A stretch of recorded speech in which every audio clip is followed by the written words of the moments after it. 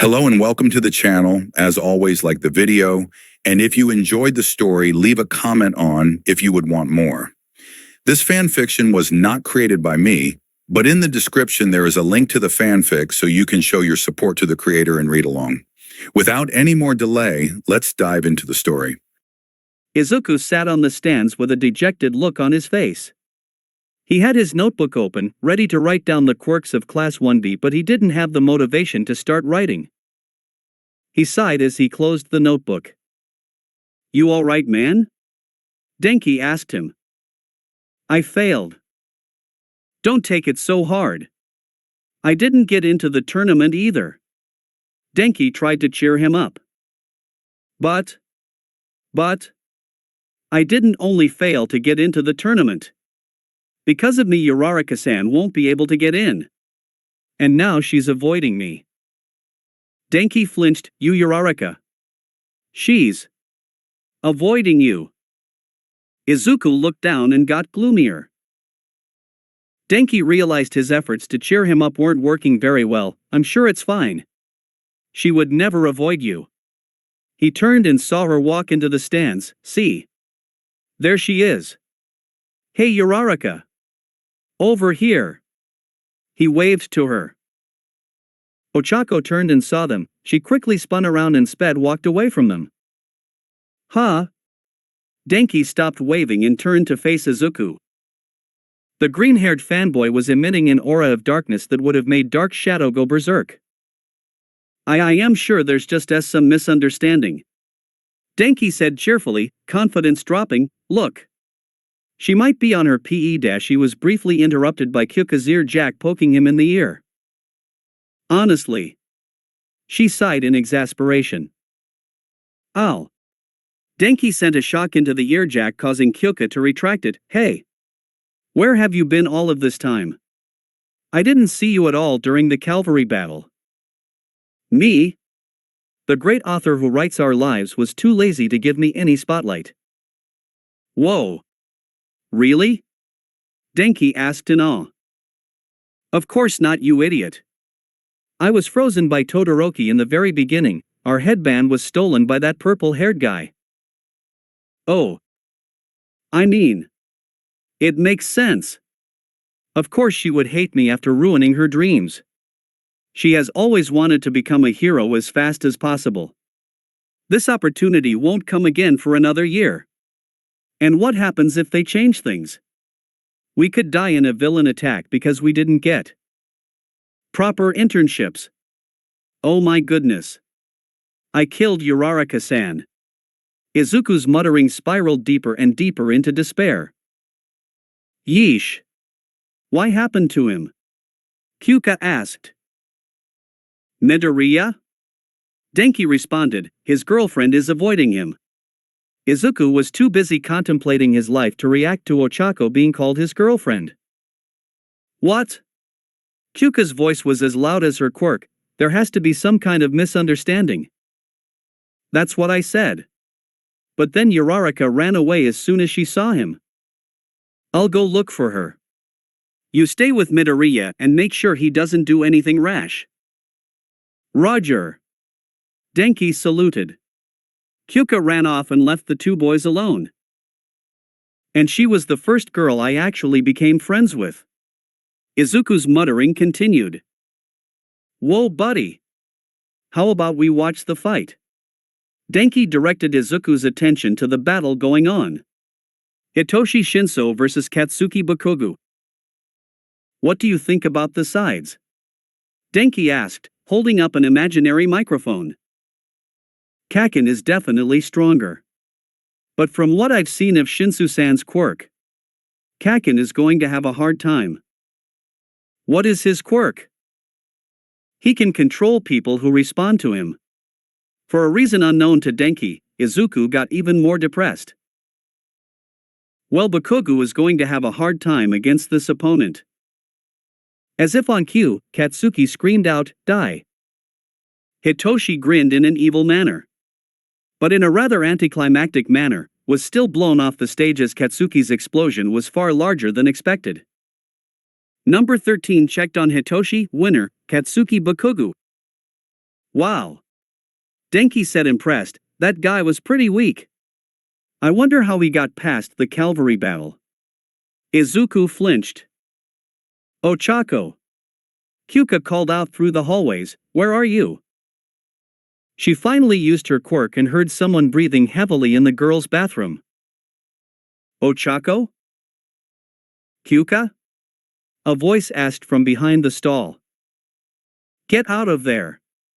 Hiding in the bathroom is way too cliché. Kyuka dragged Ochako out of the restroom and out into the stands, away from Izuku and Denki.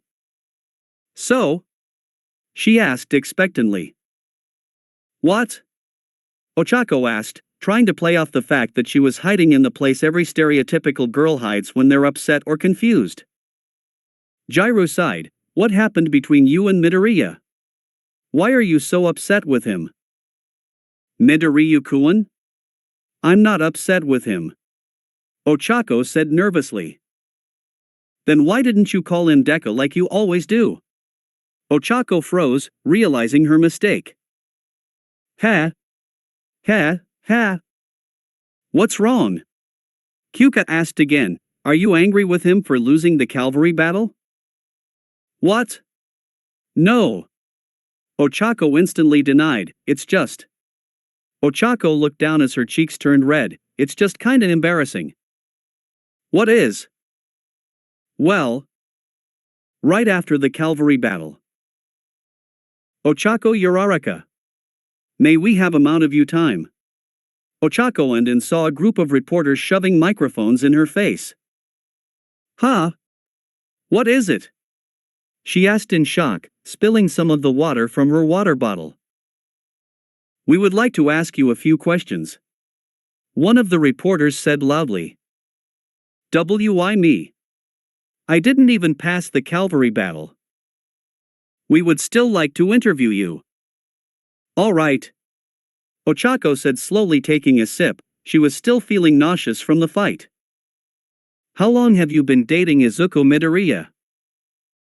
Ochako choked on her water, dating. Was it you or him who first confessed? Where did you go for your first date? Have you two kissed yet? What do your parents think of your relationship? Ochako began blushing furiously as the reporters attacked her like high school girls who had just found a new piece of gossip. That's enough. For I am here. All Might jumped in front and blocked her from the reporters. Now. Who would like a special interview with the #1 hero, All Might? He turned, gave Ochako a thumbs up, don't worry, I'll take care of them. His eyes seemed to say. All Might. One of the reporters yelled. The masses don't care about All Might right now. Another one said, they want to hear about the star-crossed lovers of Class 1A. All Might was then crushed in the stampede to interview Ochako Uraraka, who promptly ran away. Kyuka remained silent after hearing Ochako's retelling of the incident with the press. Ochako hid her face behind her hands. How about we think of something else for the time being? Kyuka said, skirting around the fact that the entirety of Class 1A had a bet going on about when the two of them would kiss. Look. The next battle is starting. Mineta versus Yayuzuru. Ochako peeked through her fingers, Momo is going to win. What makes you say that? Kyuka actually agreed with her, but she wanted to keep Ochako's mind occupied so that she wouldn't think about Izuku. Mineta never trains. He also isn't very strong and his quirk isn't very useful in a scenario like this. And what about Momo? She isn't very athletic, but she doesn't need to be for this. Her quirk is extremely versatile and can be used to create shields, rope, and basically anything she needs. I've seen her make a motorcycle in 1 minute before. Number 13 started the match and Minoru instantly made a wild rush towards Momo. She knocked him away with a hastily made shield of iron. Minoru got up and attacked again. He had a lecherous grin on his face and a stream of blood leaking from his nose. What pervert! Kyuka said in disgust. Momo opened up her shirt and created a net that she threw at Minoru. He rolled to the side and began throwing his pop-off balls at her. What is wrong with him? He's trying to knock her off of the stage. Not stick her to it. Kyuka complained. Then she and Ochako realized his real intent. Ha ha ha. I guess it can't be helped. I need to push you off of the stage with me wounds. He jumped off of a ball that he put on the ground and flew into the air, aiming directly for his restrained female opponent. I surrender. Moms quickly yelled out. Number 13 activated his quirk and used it to pull Minoru back towards him. The winner of this match is Minoru Mineta, he announced, holding back the little pervert from attacking the still restrained Momo. Cementos got the pop-off balls off of the stage and Momo buttoned up her shirt, looking ashamed about her loss. Izuku watched the fight with a little bit of interest. Even though he won, Mineta-san won't be getting any hero agency recommendations for his performance. I know, right? I mean, I'm all for his occasional pranks, but sometimes he takes things a little too far. What do you think of this next fight? Izuku prompted Denki. Asui versus Hagakure. He thought about it for a moment. Well, Hagakure's quirk is far better suited for stealth infiltration, while Ajui's quirk could easily be adapted into a combat scenario. Not to mention she's stupidly strong. Have you ever been hit by her tongue? It freaking hurts. Yes, but Ajui-san's vision is pretty bad. Really? Yeah, she has an incredibly wide field of vision, but she is nearsighted and can hardly see anything that doesn't move. It's related to her quirk. I guess so. But when up against Hagakure, vision will be useless anyway. I heard frogs have a really good sense of smell. Think that'll change anything? Well, frogs don't use their noses to hunt prey, they actually use them to locate breeding partners. Izuku slowed down when he remembered they were talking about a classmate and not an actual frog. Denki laughed at Izuku's red face. Alright, it looks like they're starting. Number 13 gave them the go signal and Tsuyu leapt towards Toru. Jero! She yelled as she launched her tongue at the invisible girl. Ahahaha. Her tongue hit nothing but fabric, special technique. Speed strip. Denki and Izuku stared at the battlefield in shock. Hagakure-san needs to work on her technique names. Izuku noted. Agreed. Denki replied.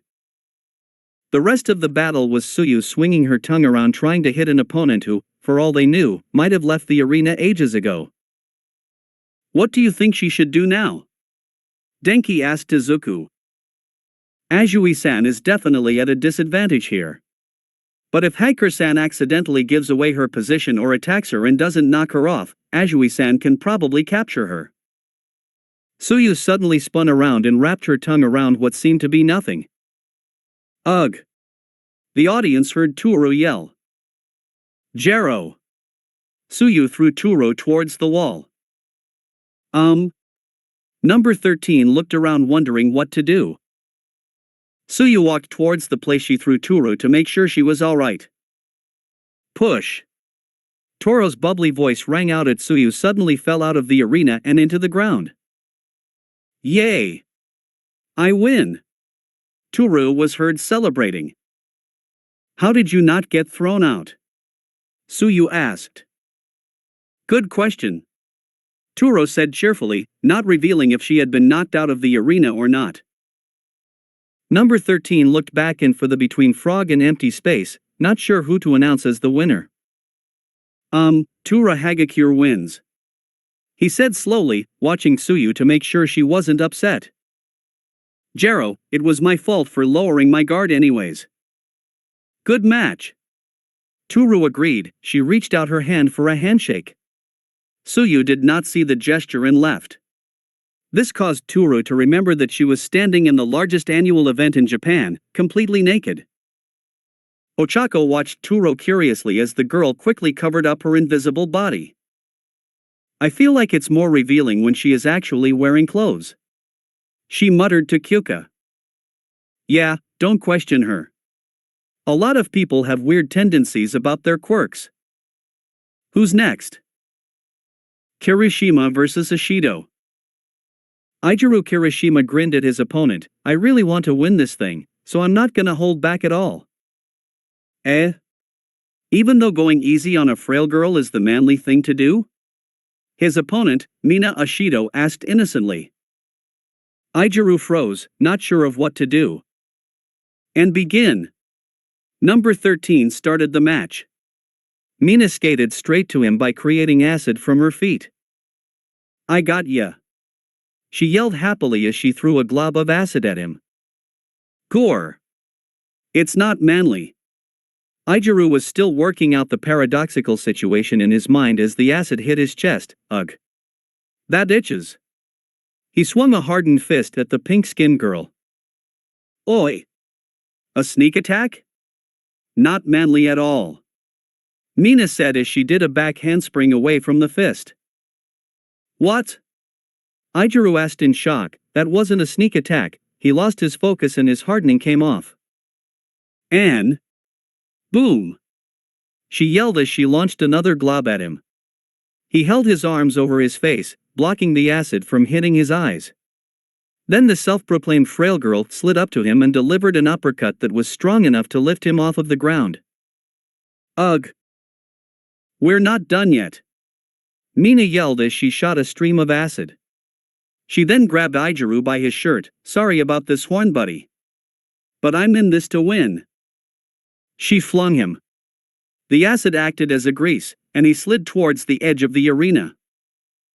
I'm not gonna lose here. Ijiru hardened his fingers and jabbed them into the cement. He stopped sliding. You're really gonna go all out against me? And here I thought you were gonna be a man and accept your defeat. Ijiru stood up and looked at her. Do you remember middle school? Where'd that come from? I guess I think about what my friends are up to every now and then. Well, even though you probably never noticed me, I always thought you were amazing. Mina cocked her head, confused. What are you talking about? Ijiru Kirishima watched the villain in horror as it burned down the bank it just robbed. The villain then turned and ran away with the large bags of money. All of the people who were in the building came rushing out. Help! My daughter's still in there. He heard someone yell. Nobody responded to the cry, obviously expecting the heroes to arrive any moment. There is still a person in there. He ran up to the bank's front doors. What would Crimson Riot do? Ijiru hardened his skin and took a step forward. It's obvious. He would save them, but then he stopped. His quirk wasn't strong enough to protect him. All it could do was make his skin like an eggshell. It wasn't even enough to protect from anything. I need to call the heroes. Where's my phone? He scrambled for his cell phone only to find out it was out of battery. No. He looked back into the flames. Help, the voice yelled out again. I need to dash. Suddenly a pink blur sped past him. Few seconds later a pink-skinned girl came flying out of the building, sliding across the ground on a trail of liquid. Her school uniform, which belonged to the same school he attended, was covered in ashes and burned in a few places. Her pink hair and skin had gray soot marks on them, and in her arms she held a little girl. You were always doing heroic things that I could never do. Ijiru hardened his skin. You were always there to help anyone who was in need. He hardened his skin even more, his face getting more and more jagged. Crimson Riot inspired me to be a hero, but you were the one who gave me determination to fulfill that dream. He grinned at her. I'm not gonna battle Mina Ashido, the frail girl. I'm gonna battle Mina Ashido, the hero. Izuku watched in awe as Ijiru swung a fist at Mina. When did he get so strong? He asked Denki. Denki watched the in contemplation. I see him in the gym I go to. It's a government-controlled workout center that allows the use of quirks. It's mainly for heroes, but there are a lot of people who get licenses to use their quirks for other activities. But still. Ijiru knocked away the acid that Mina threw with his bare hand. I've never seen him use that form before. Well, of course not. Ya know. Everybody's got to have a secret trump card. What? Really? I don't have anything. Denki chuckled. Wait, does that mean you have one too? Denki merely grinned, who knows? He said ominously. Mina growled in frustration as Ijiru knocked away another one of her acid globs. That's the strongest stuff I can use. She complained, anything higher and I can seriously harm someone. She leapt back, narrowly avoiding Ijiru's fist. I guess I've got no other choice. She used the strongest acid she could secrete. Ijiru raised his arm to block it. Ugh! Ijiru flinched back in pain, his hardened form falling apart. I'm so sorry, Ijiru-kun. Mina yelled, feeling guilty about using acid strong enough to dissolve concrete. She punched him in his now exposed stomach. Oof! Ijiru fell backwards. Now to finish it. Mina aimed a roundhouse kick at his face, but when it hit she jumped back and clutched her foot in pain. Darn it! Is that the reason you made your hair all spiky? She yelled. Ha! You think a little acid is enough to stop me? Ijiru yelled back, his quirk activating again. I'm still going strong. He slumped forward, unconscious. And the winner is Mina Ashido. You feeling better? Kyuka asked Ochako. A bit. Thanks. Any time. Are you ready to go back and see those two idiots yet? Maybe not quite yet. Ochako said slowly. Fair enough. Kyuka leaned back in her seat and watched the next two competitors enter the stage. If the mass media does anything else to you, tell me what it is, I'll use my quirk to find all their dirty little secrets. Thankyo Ochako stopped as the entire stadium suddenly chilled to a temperature that should only be felt on the coldest of winter nights. Winner! Shudo Todoroki. Ochako and Kyuka directed their eyes to the battlefield where Yuga Aoyama, one of the members of Shinsu's team, stood frozen in a block of ice. Hello listeners. Present mic started. Now that Todoroki-kun has finished melting the giant ice wall he created, we will begin the next match. Next up, Yosetsu Aways vs Fumikichi Tomoyami. Eraserhead's expression remained unchanged. Wait, what? I thought that Aways-kun had been eliminated? What kind of idiot are you? Since two of Shinsu's members quit, we decided to get two of the members from one of the other teams. What? Such an important event happened without me knowing about it. You say important, but all they did was have a rock-paper-scissors tournament. Yayarozu and Aways won. What? Present Mike shook his head. It sounds like you made some form of mistake and are making up a story to cover up. Don't overthink it. Ready? Dark Shadow. Fumikichi asked his quirk. Ayo. Dark Shadow is so cool. Izuku said, stars shining in his eyes, a fast reliable quirk that has its own personality. Think about it. Once Tokoyami-kun goes pro, kids would actually like Dark Shadow. He looks cute enough when he's not fighting, but he will also be loved by teens because of how cool he looks when fighting. Man, why weren't you in the business classes? Denki asked the rabid fanboy. Oi, idiot. A voice yelled. Don't call me that. Denki spun around, lightning flickering in his eyes. Kyuka laughed. You were the one who responded to it. Denki stopped to think for 10 seconds. Shoot. Anyways, Ochako is doing okay. Don't worry, Midoriya, she's not upset with you. Then what's wrong? Izuku asked, concerned. Girl stuff. Don't pry into other people's business. Says the girl who eavesdropped on the boys' locker room. Denki muttered under his breath. That was protection against a certain pervert. She argued. Don't call me a pervert. Denki instantly retorted. Kyuka began giggling again. Kaminari-kun. I think she's talking about Mineta-kun. Denki looked down in embarrassment as Kyuka continued laughing at him. Wait, is Uraraka-san alone right now? Izuku asked. What? Nah, she's with Tsuyu. Are you not in love with Midoriya-chan? Tsuyu asked bluntly. Ochako blushed and suddenly discovered that her feet were very interesting. Since they were so interesting, she decided to stare at them and ignore everything else going on around her. Ochako-chan. You've been avoiding this for far too long, the readers are getting tired. What does that mean? Figure of speech.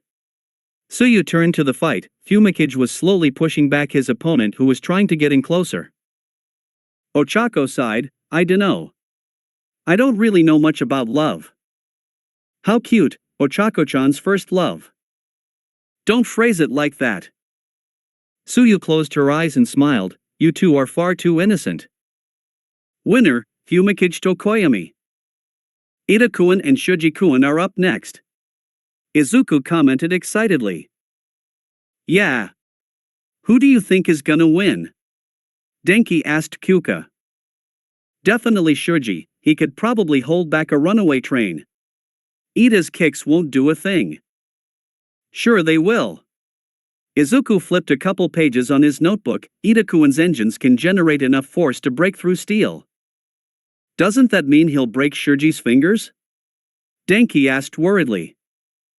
Yeah. I dunno. I want to win and all, but I'm not willing to break my bones in this festival. It kinda ruins the mood, makes everyone get serious. Shuji-kun is strong, but will still probably be knocked back if he takes one of Ida-kun's kicks. And that's all that is needed for this contest. Start. Mezu started running towards Tenya, putting him close to the center of the arena. Recipro burst. Tenya moved so quickly that someone could have mistaken his quirk for teleporting. He appeared behind Mezu and lashed out with a kick strong enough to crush concrete. Mezu grabbed Tenya's leg, all 6 of his arms.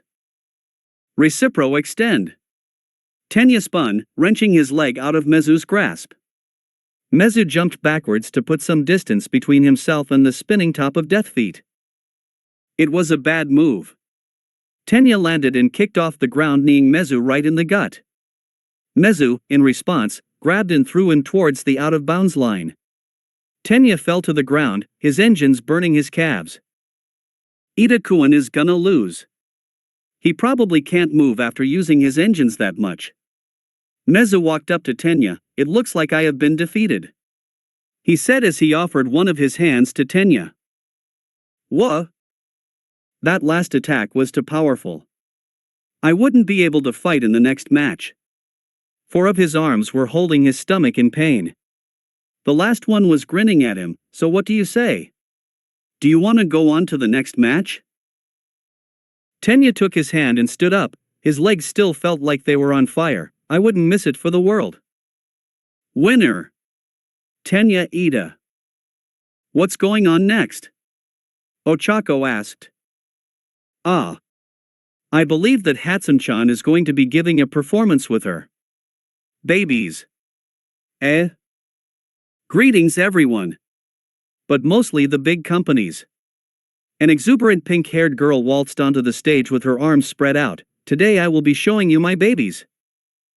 What does she mean? Ochako asked Suyu. Who knows? The first baby I want to show you is this. She whipped out a gauntlet. This fine gear can store heat inside of it for over 48 hours. Any heroes with fire, explosions, lasers, or anything that conducts a lot of heat can use this to dash.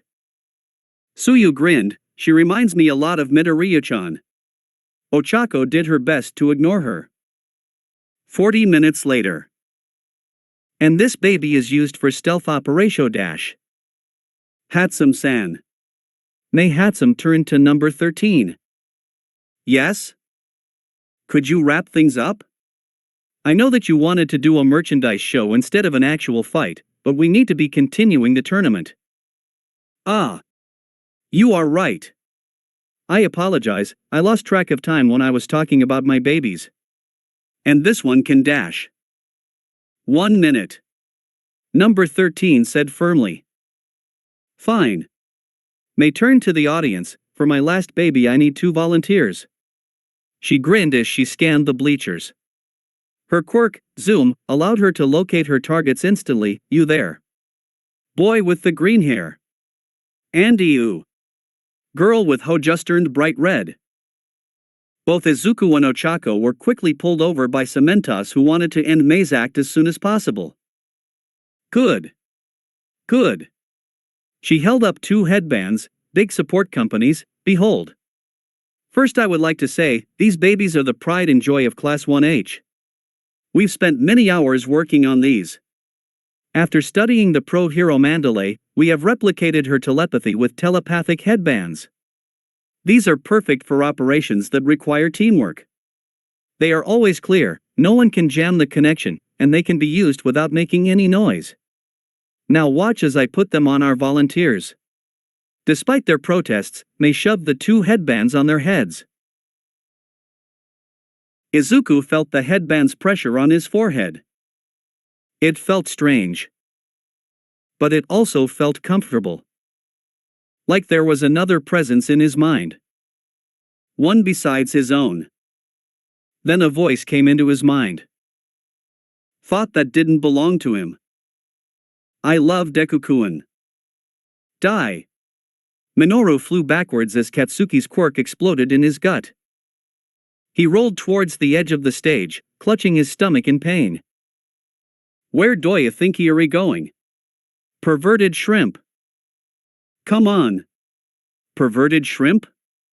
Mineta protested. Get explosion, kid. The audience was on Katsuki's side. Why? Why does everyone hate me so much? Minoru yelled angrily, I just want girls to like me. Another explosion sent him flying into the air. He closed his eyes. Why bother?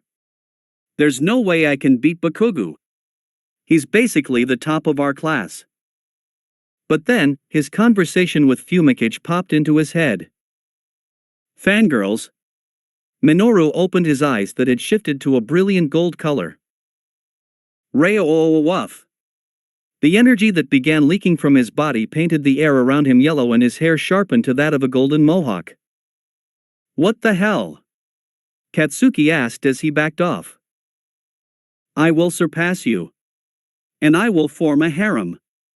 Minoru threw one of his golden spikes at Katsuki. It took the shape of an ellipsoid as it rocketed through the air towards Katsuki. Die. Katsuki tried exploding the ball with his right hook, but it stuck to his hand. Boom. The explosion bounced off of Minoru's ball and scorched his hand. I'm not done yet. Minoru yelled as he launched another wave of balls. The spheres hit the ground around Katsuki with so much force that they bounced and stretched in such a way that they hit Katsuki's shirt. Midget! Katsuki yelled angrily. The balls reverted to their original spherical form, pulling Katsuki to the ground. He hit the concrete face first. Ha! Not so powerful, no were you?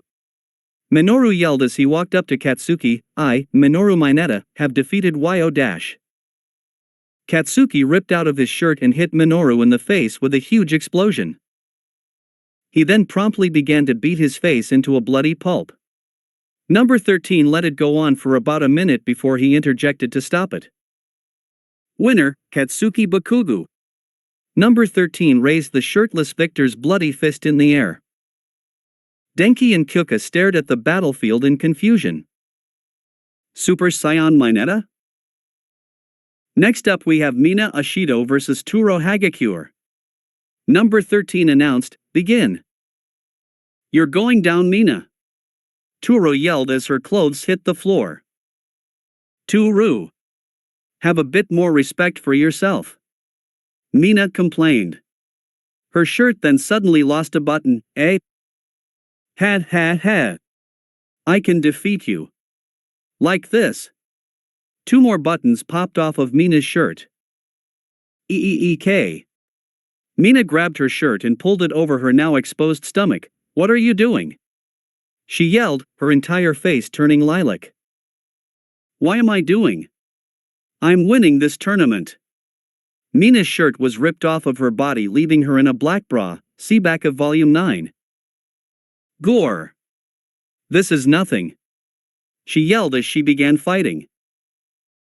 The rest to this battle has been censored due to ratings being T. After Turo ripped off Mina's shirt, they continued the fight, Mina refusing to give up. But in the end, she lost to Turo while wearing nothing but underwear, socks, and shoes. Kyuko watched this fight with a very red face. Denki would have watched it, if it weren't for the 2 earjacks that pierced his eyes. I bet Mineta is gonna be pissed that he missed this fight.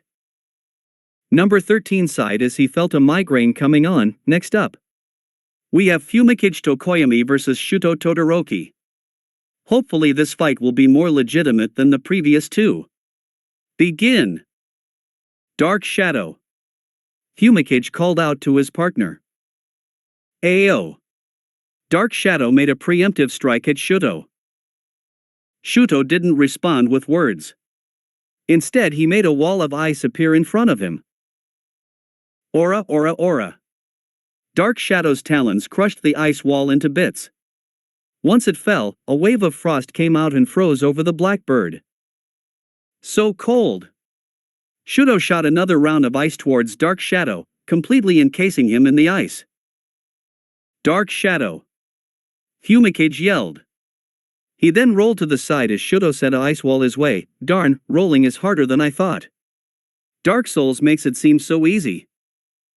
Despite being one of the stronger students in Class 1A, Fumikage Tokoyami was still a weak nerd with a hatred towards sunlight. And on the topic of sunlight, the ice cube that Dark Shadow was trapped in refracted the light rays from the sun, shrinking the shadowy beast. Dark Shadow. Now. Ayo.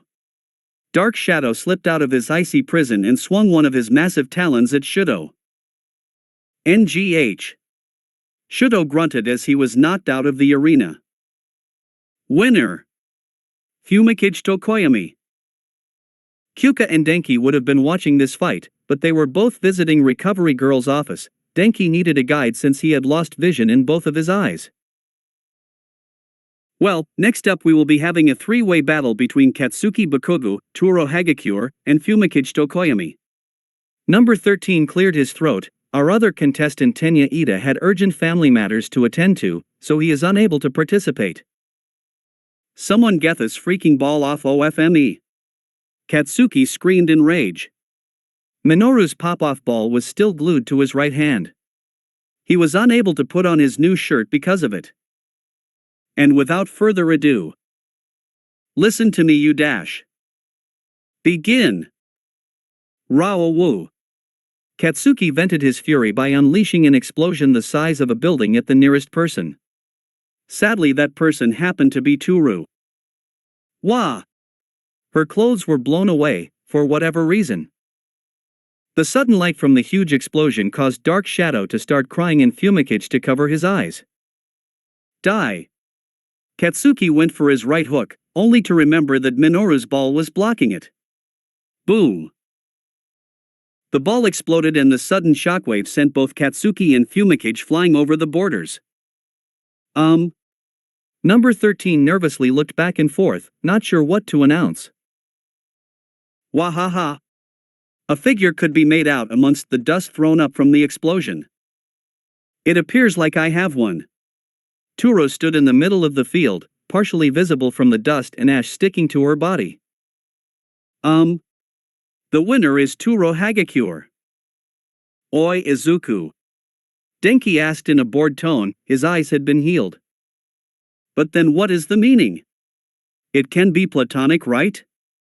It's not like she said in a romantic way or anything, but then where is she right now? If she meant in a platonic way she wouldn't have run off like that. Izuku sat in a fetal position in a crevice between 2 vending machines. Dude! Denki tried to get his attention. You're scaring children. Izuku felt his face get redder and redder as he read the recent news. The hero news sites that he normally read on the way to school were flooded with articles about the sports festival. The problem was that there wasn't a single article about who won, instead it was nothing but star-crossed lovers of Yui. Midoriya and Bakugo's love scandal. Midoriya and Uraraka's secret child. Izuoka, a story of passion. Izuku stopped reading. Oi! Oi kid! A voice rang throughout the train. Izuku Midoriya. Izuku snapped to attention when he heard his name, yes. Suddenly everyone was staring at him. Ha! I knew it was you. Is it true that you cheated on Ochako Uraraka with Katsuki Bakogu? Izuku stared at him incredulously, wondering what kinds of stories were circulating the internet. It was going to be a long ride. I've had enough. Mina's sudden outburst caught the attention of the whole class. Why have I had so many people as for me to model for them? You think you have it rough? Turo asked. People keep asking me if I can turn off my quirk. This is all your fault in the first place. What? Whoa. Calm down. Denki acted as a mediator. Katsuki stormed into the room. If one more person asks if I'm dating Deku or Roundface, I'm shoving my hand down here throita ndmak at ngthrnardis, theoroutards. Stop that Bakuga-chan, people don't like all caps. Suyu broke the fourth wall as she calmly walked into the classroom behind him. Though come to think of it. Denki paused. I was asked the same question. Oh. So was I. Mina added. Oi. How many people were asked if they were dating Midoriya? Kyuka asked. 17 hands went into the air. There was knocking at the door, or more specifically the window. Open the window. Izuku was suctioned to the outside of the window with his quirk. I can't hold on much longer. Ijuru quickly rushed over to the window and let Izuku inside. What happened, man? Izuku looked up to them with tears in his eyes. A mob started because I said that I'm not dating Kaken. What was hot? Katsuki screamed. Good morning, everyone. I apologize for my lateness. Tenya stepped into the room. Ida. Denki quickly started a conversation with him, in hopes to change the subject from Izuku's love life. You rushed off right before the tournament ended. What happened? Tenya raised his chin and pushed his glasses up. You needn't worry. For I am completely fine. Well, that's good and all, but why are you telling me with such a smug expression? You needn't worry. Why are you repeating yourself? Class is starting. Return to your seats. Shoyuta Aizawa's entrance calmed the classroom in an instant. Well, as many of you are aware, it is common practice for UE students to have an internship. Shoyuta yawned, so before we do that. He yawned again, this time louder. Why hero? He finally gave up on speaking and cocooned himself in his bright yellow sleeping bag. Foo. I will be taking over from here. Midnight walked into the room. Today, we will be making hero names. She announced extravagantly. Yay! Class 1A responded in a tired manner. What's wrong with you lot? Normally classes go, yeah, or OH, or MMN, or all excited and like. Well, Denki answered for the class, it's been a pretty long morning. Hold on. That's not the important part. What classes say, MMN, and when a teacher makes an announcement. Midnight licked her lips. You want to find out? Never mind. Denki quickly sat down. Well, putting your enthusiasm aside. President, come over here and pass out these whiteboards. Yeah. Mina sulked over. Write down what you want to be your hero name. Then you will present in front of the class. Izuku stared at his whiteboard with a look of concentration. This is bad. He began furiously scratching his head. What's wrong, Midoriya? You look like you've got lice. Denki commented. Calm down, there's no need to get worried over this, you can change it any time. Kyuka added. Well, that's true, but Izuku sighed. Before we came to this school, Uraraka-san and I had decided to make our hero names together. But now. He trailed off. Don't worry about it.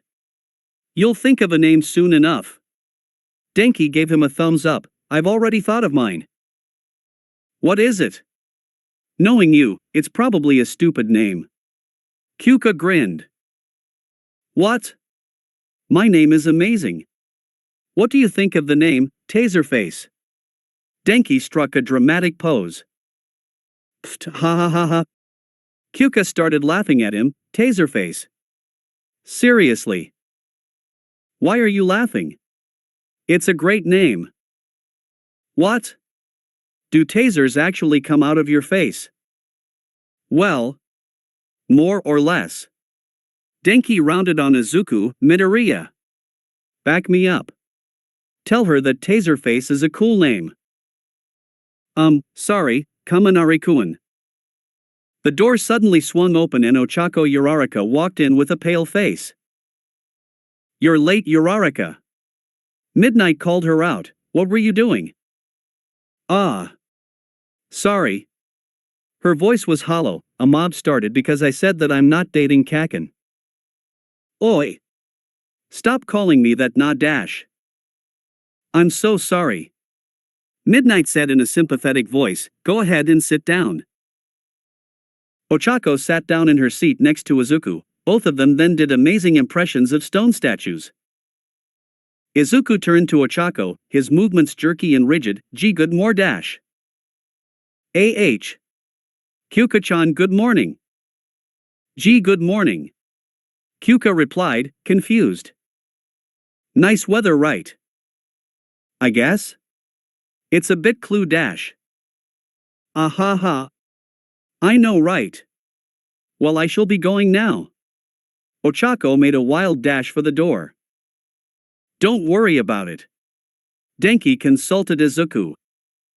In the end, neither Izuku nor Ochako entered their hero names. All Might stared at the roster of students in front of him, reminisced back upon the sports festival. Ryo-off. Just take the medal, Bakugu, my boy. No. I refuse to accept second place. That boy. He lowered his head in concentration. I need to do something about that arrogance. He took a glance at the list of heroes who had sent internship offers.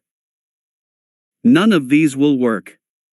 Knowing him, he'd probably pick the highest ranking hero, which would be best genist. But I don't think those two would see eye to eye. He pulled out a handwritten letter. I guess I only have one option left. Bakugu, my boy. Ah. Katsuki asked angrily. Have you chosen the hero you're interning with yet? All Might asked. Best genist. I knew it. All Might thought to himself, I was wondering if you would like to change to a different hero. Gran Torino. Who that hell is that? Why should I train with some hero that isn't even in the top 10? Well, actually, he's my teacher. All Might said slowly. Katsuki froze, the person who trained the number one hero. He took the bait. Let me train with Gran, what's his name? One day later. Izuku glanced down at his watch as he rode the bus to his internship. He was hoping to get an internship with a hero like number 13, but he didn't receive as many offers as he had hoped for. There actually were a lot of offers, but most of them were heroes who just wanted to have the new fame that was connected to his name. I hope this goes well. Izuku muttered to himself nervously, internships are very important. They establish connections with pro heroes and are perfect opportunities to get stronger. He clenched his fist. Up to this point I've only been copying other heroes' styles. This is the perfect time for me to craft my own. But why is it such a long ride? He paused, then again, I sorta chose this place because of its lack of press. The bus stopped and he got off. Ah. You're here already? Great. The voice came from a woman with long, blue hair. She had 6 orange lines on her 2 cheeks and an orange circle on her right eye. Izuku immediately recognized her, Ragdoll-san. Don't add san to the end of my hero name. You're way too formal. She happily bounced up and down, but you are right. I am Ragdoll, one of the 4 members of the Pussycats. She leaned over to the side with her arms stretched out, then she gasped. Is something wrong? Izuku asked nervously. I just realized that my pose is incredibly weak without the rest of the Pussycats. Ah. Oh well. I guess we'll just wait here for a bit longer.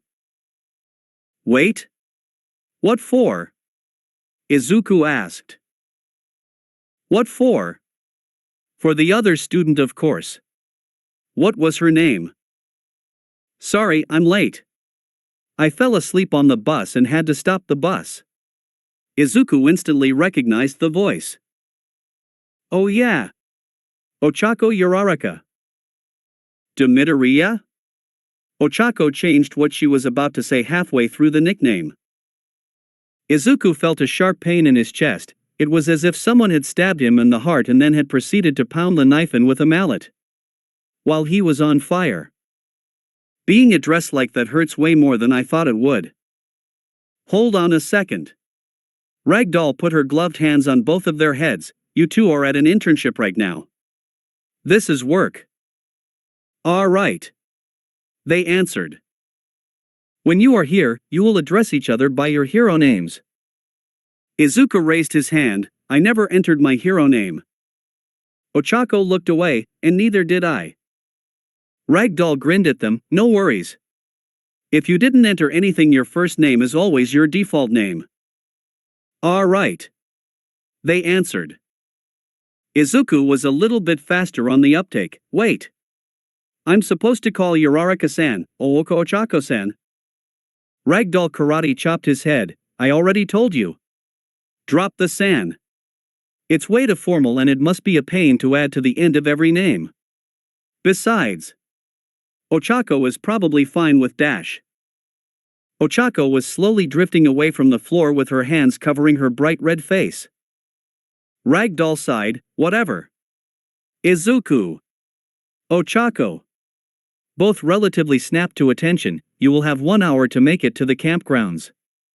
If you take any longer, you won't get dinner. What? Ochako deactivated her quirk and faced Ragdoll. Where is the campground? Ah.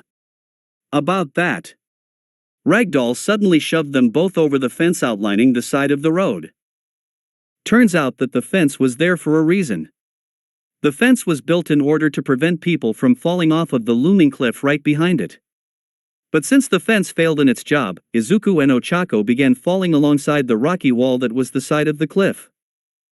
They both reacted accordingly. Awk. Calm down. I'm sure that I can make it out of this. Izuku began to rationalize to himself. The ground beneath us seems too hard for a head-on collision, but there is a lot of foliage that could break my fall. Ochako will be fine if she can dash. Izuku froze up as he thought about the brown-eyed girl. I'm home. Izuku called out wearily as he flopped onto the couch.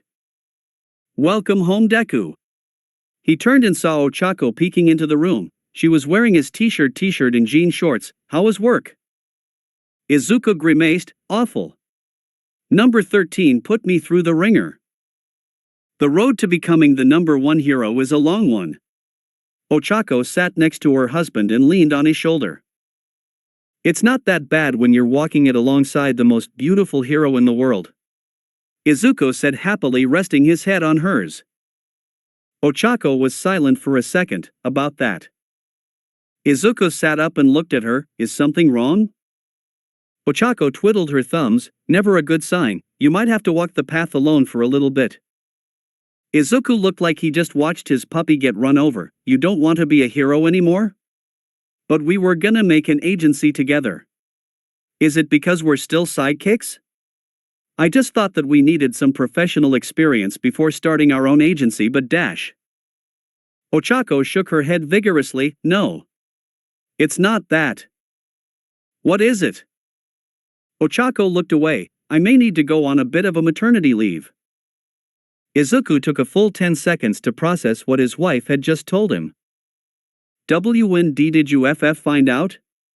He asked, his old stutter returning. Today. Ochako kept avoiding eye contact. Izuku was silent. Ochako finally looked back at him. I'm sorry.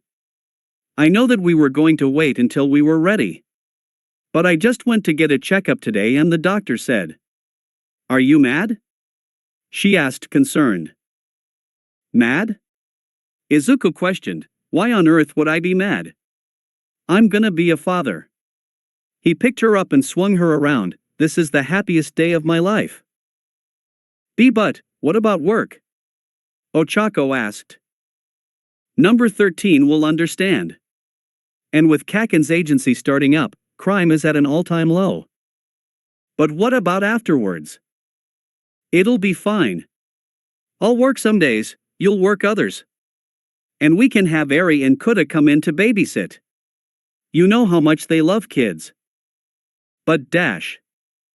Ochako. Izuku hugged her. It's going to be all right. How do you know? Because I am here. Ochako started giggling. Fanboy. Guilty as charged. Now let's go rub it in Kaken's face. Ochako smiled widely. Let's. Izuku snapped out of his daydream. What the heck? He slapped himself.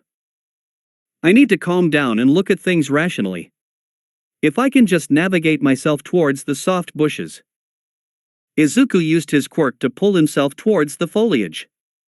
He then hit the soft bushes and realized that soft was a relative term. Ouch. He sat up and rubbed his head. That's gonna leave a bruise. Blee. Ochako's vomiting was heard towards his left. Uraraka-san dash. Hero names. Ragdoll's voice screamed from the top of the cliff. Izuku flinched. Oh Ochako. Are you okay? Midori dash. Hero names. Ochako went straight from a sickly green to a bright red. I need to go, goodbye. Ochako blurted out before dashing in the general direction of camp. Izuku stood there paused for a couple seconds, trying to understand the ache in his chest. 30 more minutes to get a camp. Ragdoll reminded him. What? There's no way we're falling for 30 minutes. Ochako slowed down a little bit when she felt like there was a good distance between herself and the classmate formerly known as Deku. I came this far out to get away from him. I need time to get my feelings straight. She leaned on a nearby tree. Is this love? Well, even if it isn't, he knows about it. Ochako punched the tree, scraping up her hand in the process. Both of us are aiming to be heroes. There's no way I could let a high school crush get in the way of my career, much less his. I know more than anyone that he's giving his 120% since apparently 110% isn't enough. Ochako turned back around and kept walking in the direction she thought that camp was. Even though that's another good part about him. Ochako slapped herself. What am I thinking about? She sighed and closed her eyes. There's only one thing I can do. She strode forward with a determined look in her eyes. I'll pretend like it never happened. Ochako continued at this determined stride for the next few hours, easily dealing with the dirt monsters that appeared out of nowhere by throwing them in the air. How far was the camp supposed to be? She asked one of the floating dirt monsters. Not much farther. A cheerful voice answered in her head. Eek! Ochako shrieked. Oh, I actually heard that. You're really close. Who dash Ochako started operating as broken record player. The rest of the storage space was mostly taken up by thoughts of the classmate formerly known as Deku and the voice in her head. I'm going insane. No. The voice started repeating back to her, you're still sane. It's me. Mandalay. I'm one of the wild pussycats. Ochako tilted her head, the same one who helped make the telepathic headband? Mandalay winced, never again. That stupid thing gave me a migraine for 2 whole days. Remind Yui to destroy it, weaponizing quirks has never worked out all that well. Right. How long have you been listening? Ochako asked uncertainly. Are you talking about your telepathic confession, or your emotional breakdown 5 hours ago? I've been walking for 5 hours. Ochako asked incredulously, amazing how time flies when you're anxious. More importantly, you were listening to all of that. Yup. I also witnessed quite the daydream in the classmate formerly known as Deku's head. Mandalay chuckled, but I don't think you should see that. Ochako winced, you knew about the Deku thing too? Mandalay nodded, a gesture that didn't quite follow through, sorry about spying on every little thing. These are some side effects from the headband, they should wear off by the end of the week. Ochako nodded, which again is not the best thing to do in a telepathic conversation. Is that why you gave us both internships? Not at all. Mandalay quickly denied, listen, I'll explain when you get here, and Ragdoll says you should be here right about dash. Now. Ochako heard Mandalay's voice in person for the first time. She pushed her way through the branches and found herself in front of a clearing with the Pussycats HQ. Izuku was already there. Passed out on the ground. Mandalay grinned when she saw her, welcome to your internship from hell, Ochako. Izuku leapt from tree to tree, propelling himself with his quirk. His daydream of Ochako was still fresh in his head. Do I like her too? He asked himself, I've never really thought about love. I never thought that I would be able to talk to a girl. But she's Uraraka. Izuku reasoned with himself, she's like a sister to me. Wait a second. He paused, I'm an only child. What does having a sister feel like? Well, that's beside the point.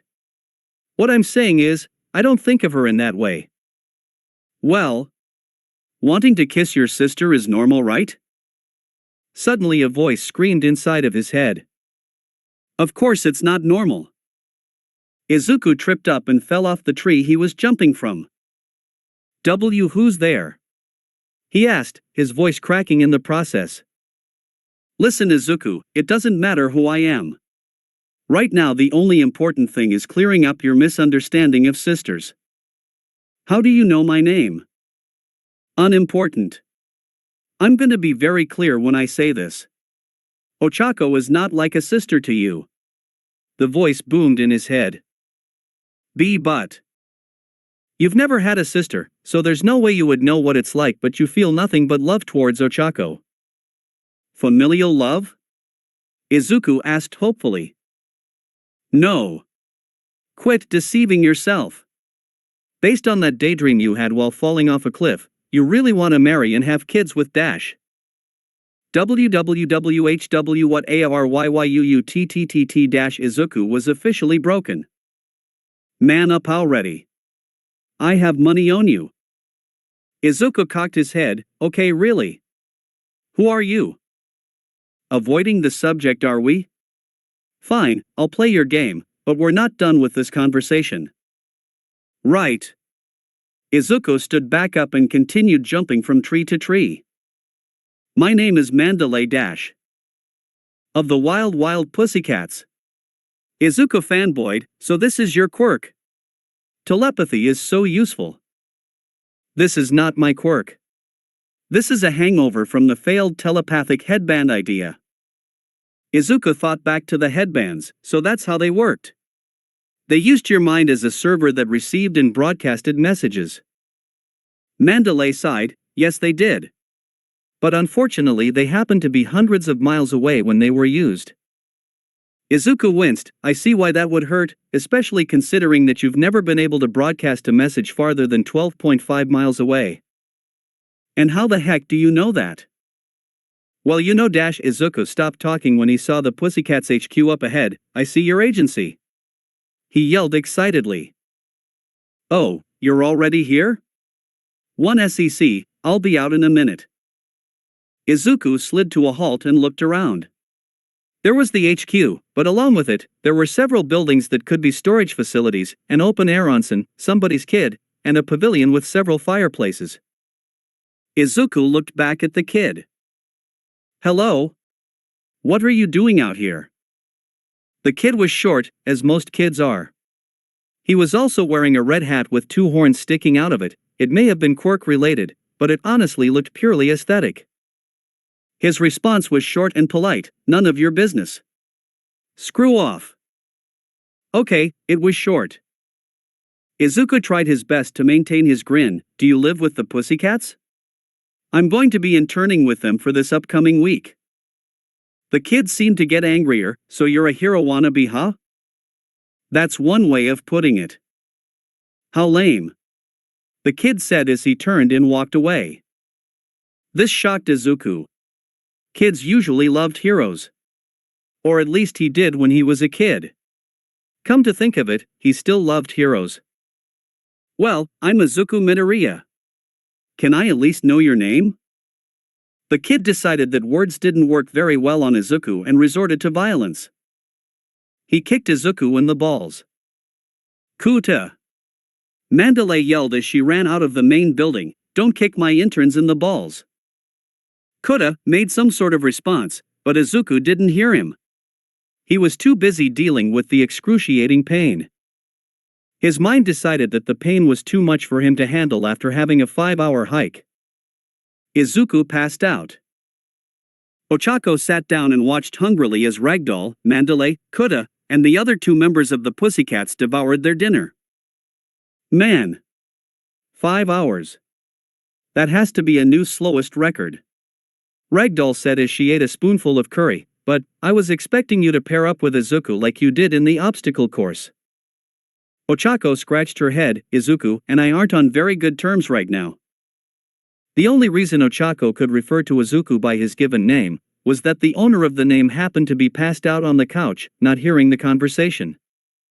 "Well, that's no good," she complained. Ragdoll is correct.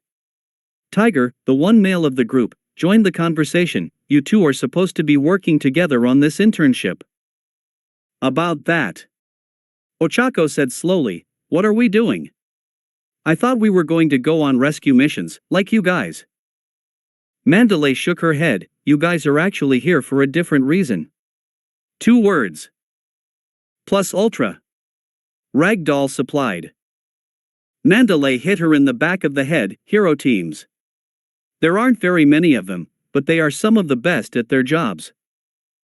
Pixie Bob continued, "Many heroes are required to work with other heroes when one isn't enough for the job. These team-ups can lead to some of the worst disaster in hero history. Which is why hero teams are greatly desired assets." "And you think that Izuku and I can be a hero team?" Mandalay nodded. "Did you know? Out of all 3 years, you two were the only 2 who cooperated in more than one round? Not to mention, your quirks complement each other quite well." "Yeah," Ragdoll added enthusiastically, "your guys' kids are gonna be super strong." Ragdoll was promptly hit in the back of the head again. Pixie Bob ignored Ochako's red face, explaining, "We were planning on helping you two get more accustomed to fighting and working with each other. But right now..." She looked at how Ochako slid her chair as far away from Izuku's unconscious body as possible. Tiger stood up and picked up the plates. "Well, for now, we might as well let you eat something." "Wah!" Ragdoll complained, "but they didn't make it in time." Tiger smiled menacingly. "They're gonna need protein in their bodies to rebuild the ripped muscles." Ochako gulped. Izuku blearily opened his eyes. "What's going on?" "Combat training." Izuku stood next to Ochako in an open field. He had scarfed down a quick meal of curry and then was rushed outside, where he was greeted by Tiger, holding both of their hero costumes. "Good," he said happily when they walked out. "Now change." He threw them the suitcases. "Right here," Izuku shrieked. "Don't worry. I'll cover my eyes." "That's not the issue." Ochako opened up her suitcase and looked at the skin-tight suit. "Do we need to put the entire suit on?" Changing quickly is an important skill for superheroes. Have you never read Spider-Man or Superman comics? Even though they wore their costumes under their clothes. Izuku asked. He had obviously read superhero comics. Tiger scratched his chin. "You're right. Well, I'll just put these on," Ochako said, taking out the boots, helmet, and gauntlet. Surprisingly enough, The equipment still went pretty well with her black t-shirt and pink shorts. Fine. Tiger turned to Izuku, what about you? Izuku shook his head, I'll be fine with just the shoulder brace. He took out the black exoskeleton that was made to keep his arms from dislocating. You two aren't getting into the spirit at all. Tiger decided that it was a good time to flex, it looks like I'll have to make up for the missing passion. He swung out his fist and hit Izuku before he could pull on his equipment. Wait! Villains wait for no one!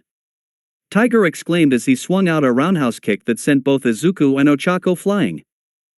You should have worked on your fast-changing skills. Tiger growled threateningly. Darn it! I should have asked Turo to teach me her techniques. Izuku bemoaned.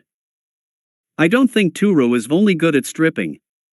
Ochako replied. Tiger got into a fighting position, come at me. He then went on the offensive and launched himself forward, twisting his torso around in the process. Izuku also jumped forward, propelling himself with his left hand, and balling his right one into a fist. Too slow. Tiger bellowed as he twisted back around to knock Izuku away with a right hook. Take this! Ochako shouted as she launched a large boulder at Tiger. Is that the best you got? Tiger stretched out his arm and dug his claws into the boulder. He then spun around and launched it at Izuku, who was preparing for another attack. Izuku jumped out of the way as gravity returned to the boulder and it nearly crushed him. Tiger turned back to Ochako and threw a punch that stretched out his arm. How are you doing that? Ochako yelled as she ducked for cover. Heh, my quirk pilot body allows me to stretch and flatten my body. He then grabbed a tree and slingshot himself at Ochako. Izuku launched himself at Tiger again. Ochako used her quirk on herself and tried to jump over the human missile. Ochako! Izuku screamed as he flew straight into her, sending them both tumbling to the ground. Awful! Tiger yelled as he put them both in a headlock, at the same time. Uncle! Izuku gasped. Tiger dropped them and stared at them for a second. What about teamwork do you not understand? We didn't have time to plan anything. Ochako complained. How are we supposed to coordinate when you're attacking us? Years of experience. Tiger said proudly. We've only known each other for 3 months. Tiger stopped to consider this, you may be right. How's this? We'll fight again tomorrow night, so you have all of tomorrow to figure out your plan. Tomorrow night? Izuku asked nervously. We could make it tomorrow morning. Night works. Ochako said instantly. Tiger nodded, all right, for now, both of you take a shower. Right dash. Yes sir. Tiger bellowed. Yes sir. They're not doing very well. Tiger said bluntly, they don't have any of the coordination we saw at the festival, there seems to be some drama going on between them right now. I can second that. Mandalay added, they're both trying to figure out what they are to each other. Ragdoll tilted her head, this conversation is confusing. Can you explain what's going on in simpler terms? Pixie Bob translated, the two are in love with each other but still won't accept it. Ragdoll perked up, I see. So basically, we need them to get over the relationship bump. Mandalay nodded, but we need to be very careful. This is a delicate matter. If things go poorly, we could ruin their friendship and any chances of them partnering up as a hero team. Police. We don't want to fix their friendship. We need to upgrade it. Tiger nodded sagely, the best way over a relationship bump is a baby bump. Rejected. Mandalay said instantly, being the voice of reason. I think Tiger's on the right track. Pixie Bob said, licking her lips, if we can get them in the right situation. Rejected. Mandalay continued, being the one and only voice of reason, you guys really don't know what delicate means. Delicious? Tiger asked. No. Fragile. If we haphazardly try to get them back on track, their relationship will break. And from what I know of Izuku, he will break as well. I see. Pixie Bob scratched her head. So we steal their clothes while they're in the bath? No. Mandalay yelled in exasperation. She then looked around. Where's Ragdoll? She left when Tiger suggested getting them to dash. Ragdoll. Tiger, restrain her. Pixie Bob commanded. Right. Mandalay fought against Tiger's stretchy limbs angrily as Pixie Bob winked at her and went off to cause mayhem. Izuku and Ochako found their rooms with relative ease. They were right next to each other and had Izuku's room and Ochako's room written on their respective doors. The plaques used looked handcrafted and very nice. Apparently the wild pussycats had quite a bit of time on their hands. Which makes sense. While mountain rescues are important, they didn't happen half as often as villain attacks. Well, I'll go on ahead. Ochako quickly grabbed her clothes and left before Izuku could start up an actual conversation. Izuku picked out his own clothes and followed after her, albeit a bit more slowly. Ragdoll, he said in surprise as he noticed the pro-hero loitering around in the hallway. Izuku, she said excitedly, you off to take a bath? Why yes. If that's okay. Sure. She bobbed her head, but right now the girl's side is damaged, but I guess that won't affect you all that much. Izuku nodded. Well, I'd better hurry. I still need to plan with Yura Dash. Ragdoll shot him a look. Chako, what we're going to do about Tiger? Well, good luck with that. Ragdoll said encouragingly as she continued down the hall. Thank you. Izuku made his way to the changing rooms and went into the boys' side. Come to think of it, where is Ochako gonna? He saw a bin holding Ochako's clothes. Izuku promptly redressed and exited the changing room. He then looked at the sign marking the room as the male side. It was hastily taped on top of the female sign. He sighed and walked away. Hold on a second. Ragdoll rushed out of her hiding place, the actual boys' changing room. This scene didn't play out correctly. You were supposed to walk into the actual bath section. I would have to be a dense idiot to do that. Izuku complained. That was clearly the girl's side. Fine. We actually only offer co-ed bathing. That's completely different than what you said before. I lied. Ragdoll lied. Never mind, I'll just skip the shower. I command you as your legal guardian to go into the onsen. Since when did you become my guardian? Did you not read the fine print when you signed up for this internship? I did. And there was nothing about adoption. Ragdoll looked astounded. You actually read it. There were 40 pages in Times New Roman size 8 font. You counted it. Touché. Izuku sighed and leaned against the wall. I'll wait until Ochako is done. No can do, I'm gonna go in after her. Ragdoll countered instantly. Fine, after you. No can do, Pixie Bob is going in after me. Who's after her? Mandalay, then Tiger, then Kuta. Why are we out taking baths in an onsen individually? Izuku exclaimed, it's supposed to be communal bathing. Izuku? Ragdoll and Izuku turned to see Ochako exiting the changing room. Her hair was still slightly damp from the onsen. TCH, you're too late. Ragdoll told Izuku. Izuku was too enamored with the sight of Ochako right after a bath to retort. Oh well. Ragdoll said cheerfully as she entered the changing room, my turn. Ochako looked back and forth from Izuku to Ragdoll. Did I miss something? Ochako continued to wonder what happened while she was in the bath on her way back to her room. Ochako. A voice cheerfully broke her out of her thoughts. Blonde woman wearing a blue version of the pussycat costume peeked around the corner. You were Pixie Bob? Yup. So unfortunately, it appears that your room was hit by a landslide. Eh? Ochako asked, confused. Yeah. I know, right? Anywho, I went ahead and moved your stuff into Izuku's room. I'm sure you two will be fine sharing. SSH sharing. Pixie Bob winked at her. Go get him. I'm rooting for you. Ochako rounded the corner to her room and saw that it did look like it was hit by a landslide. The entire room was full of dirt. Wasn't your quirk earth manipulation? Ochako turned back and asked Pixie Bob suspiciously. Pixie Bob began whistling. She was surprisingly good at it. Is it okay if I just sleep in another one of the rooms? Ochako asked. Nope. Sorry, we only cleaned the 2 rooms you two were gonna be staying in. I'm fine sleeping in a dusty room. I could never let you. My honor as a host wouldn't allow it.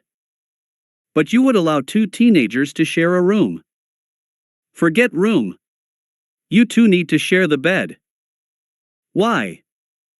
Ochako was quickly becoming tired of dealing with the wild pussycats. Ochako? Can you hear me? A voice asked in her head. Mandalay? Ochako spoke out loud. Darn it. Tiger was supposed to cover her head with aluminum. Pixie Bob glared at Ochako. Don't move. I'll be right back. Ochako watched as Pixie Bob then ran away, presumably to find Mandalay and to put a tin-foil hat on her. Mandalay. Pixie Bob is coming for you. Mandalay sighed. Of course she is. For now, try to avoid her, Ragdoll, and Tiger. Okay? Trust me. Also, you're gonna want to wrap up your relationship problems with Izuku as soon as possible. What relationship problems? Don't play dumb with Dash. There was the sound of static and Mandalay's voice was cut off. Mandalay? Ochako asked, are you still there? Ochako. Tiger's voice suddenly echoed throughout the building. Get over here. Ochako took 22 milliseconds to consider her options. 1. She could go find out what Tiger wanted her for. 2. She could go fall asleep on Izuku's bed. 3. She could go and ask Mandalay what's going on. 4. She could go eat mochi. 5. She could actually listen to Mandalay's advice. Since number 4 wasn't a real option, she settled on number 5. Ochako ran. After Ragdoll finally got out of the bath, Izuku took his turn, considering Pixie Bob was nowhere to be found. He took his shower and sank into the warm waters of the onsen. That feels a lot better.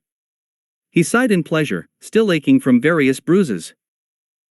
He heard the door to the dressing room open and turned back, fearing who he was gonna see. Kuta? He asked when he saw the horn cap. Yes, he did wear his hat into the onsen. Thank goodness, I thought you were someone else. Kuta scowled at him. What the hell are you doing in here extra? Izuku suddenly wondered where Katsuki was. Just cleaning up. Tiger put us through the ringer. Poof. You guys are idiots. He proclaimed as he showered off. No, he did not take off his hat. Izuku frowned at both the hat and the statement. Why's that? You're training to be heroes? How stupid is that? Heroes are just lame cosplayers who catch a few guys then get killed by stronger villains. Kuta ranted angrily. Who the hell wants to be a hero? Izuku got up and walked over to the boy. I want to be a hero. I want to be a cool hero that kids can look up to and say, I want to be just like him when I grow up. He took off Kuta's hat so that his hair would actually get cleaned. I want to reach out to a scared kid, and I want to tell them that everything will be okay. Kuta scoffed. You're not invincible. A strong villain can still kill you. Which is why I'm training here. No matter how much you train, you still have weaknesses. Izuku nodded, but that's why I'm here with Ochako, he said without stuttering. We're training to be a hero team, so that we can cover each other's weaknesses. He left out how the training wasn't moving along very smoothly. It doesn't matter if you have a partner. Both of you will die. Kuta's tears blended in with the water streaming down his face, but Izuku still saw them. Then that's okay. What? Kuta finally turned around and looked him in the eye. That's okay. Izuku repeated, if I can save even one person, then I'm okay dying. Kuta looked away again, you really are an idiot. Since Kuta seemed to be done with the conversation, Izuku decided to go back to his room. Man. I'm really lucky Ragdoll didn't steal my clothes, I wouldn't put it past her. He rounded the corner and saw that Ochako's room was full of dirt. What on earth? He didn't have time to investigate, because as soon as he spoke, he saw Tiger at the end of the hallway. There's one of them. Get him. Ragdoll was there too. Izuku let instinct take over and leashed himself to the wall. His quirk pulled him out of the was just in time to avoid Tiger's arms that wrapped around the space he was just standing. Accept your fate. Ragdoll yelled. What fate? Izuku screamed back. He didn't hear the answer, he was too busy pulling himself away to dodge Tiger's second attack. He then noticed an open window and slipped through it. Get back here! Tiger screamed as he tugged himself through the window. While he had a much larger stature than Izuku, his quirk allowed him to squeeze through the tiny window. Izuku ran. I need to find a place to hide. He stopped when he saw a storage shed there. He opened the door, slipped in, and closed it behind him. Izuku? In the darkness, he could barely make out the figure hiding in the corner. But he would recognize her voice anywhere. Ochako? There was a clicking sound. Welp! Looks like everything is locked up. I should be heading back. Ragdoll's voice carried through the locked door. Ragdoll! They both yelled at her. She ignored them. Operation accidentally locked them in a storage shed together is a success. That's it for today. Remember to show your support to the creator of this story if you enjoyed it. If you would like more parts of the story to be uploaded, leave a comment and subscribe to get notified when the story continues. Bye-bye for now, and I hope that you all have a wonderful rest of your day.